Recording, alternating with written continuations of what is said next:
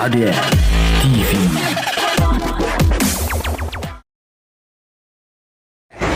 RUU Perampasan Aset telah melalui perjalanan panjang sejak gagasan awalnya di tahun 2010, kemudian Pak Jokowi, Presiden Jokowi tahun 2016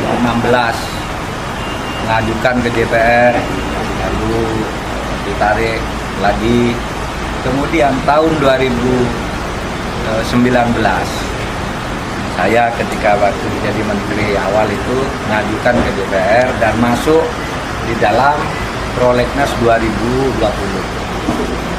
Tetapi tahun 2020 DPR menghubungi saya, katanya dua RUU yang kami ajukan, yaitu RUU Perampasan Aset dan RUU Pembatasan Belanja Uang Tunai belum disetujui oleh DPR, sehingga dari Prolegnas keluar, padahal kita sudah masukkan. Kita perjuangkan lagi agar terus masuk, akhirnya terjadi kompromi. Komprominya apa?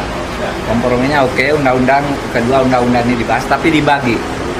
Yang undang-undang perampasan aset, RUU perampasan aset, supaya diajukan sebagai inisiatif pemerintah.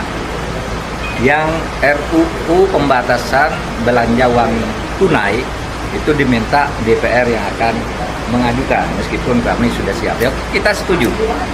Itu pun masuknya baru pada tahun ini, awal tahun ini DPR setuju, sehingga pemerintah sekarang karena DPR sudah setuju masuk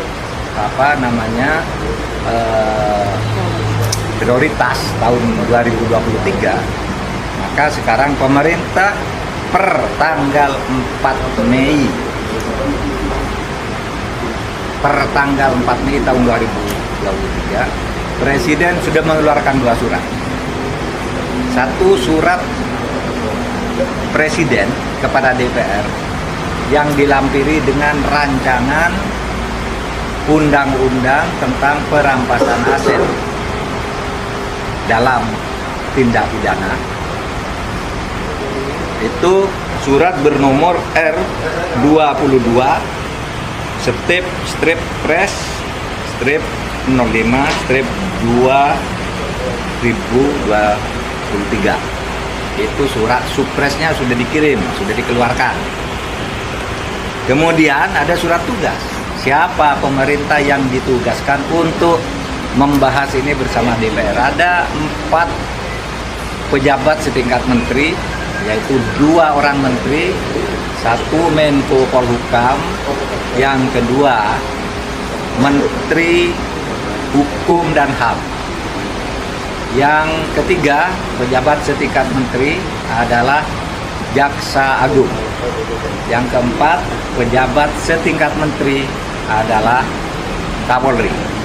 Itu berdasar surat tugas dari Presiden untuk membahas ini secara sungguh-sungguh dengan DPR dan agar segera dibahas dengan serius melalui surat nomor B399 strip M strip D strip HK strip 0000 strip 05 strip 2023. Jadi saudara, perdebatan tentang rancangan undang-undang perampasan aset, titiknya sekarang Presiden sudah secara resmi mengajukan ke DPR melalui 2 surat tanggal 4 Mei tahun 2023. Mudah-mudahan masa sidang yang akan datang sudah bisa mulai dibahas agar kita bisa segera membuat para pelaku tindak pidana dan terutama koruptor. Itu kan koruptor itu hanya takut miskin, bukan takut dihukum.